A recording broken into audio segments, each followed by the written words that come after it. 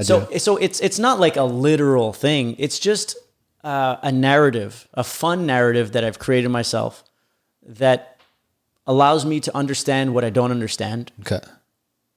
And that I can apply for myself.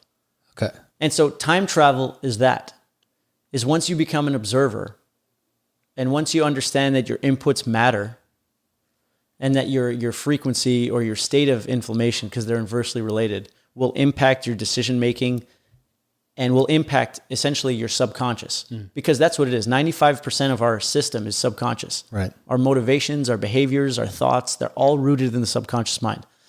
That's what this logo is. So I didn't notice it. So the subconscious mind is this big circle, and the conscious mind is this one. It's the voice in our head. But Cool. This is the source, and our inputs are the source.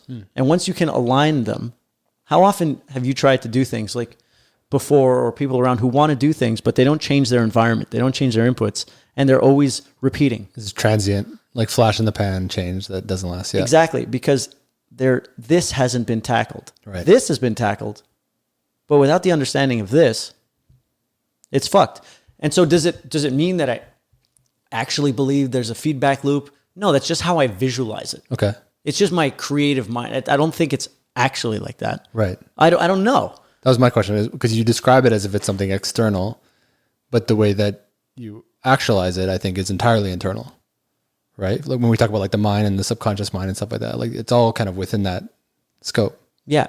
So yeah, I guess it's internal.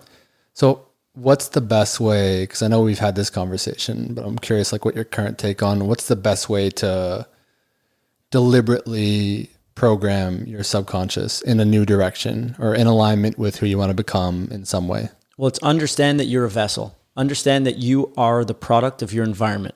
You're the product of your inputs. What is an input? It's the food you eat. It's the people you hang out with. It's the words that you hear. It's the people you identify with. It's everything that comes in your eyes and ears and mouth. Okay. And skin, everything. If you want to become something else or you want to change your habits, you need, like, for example, you want to remove your dependence of the phone. You're getting rid of the phone. It will no longer be in your environment. Therefore, it will no longer be programming you because our inputs program us. Yep. That's what happens.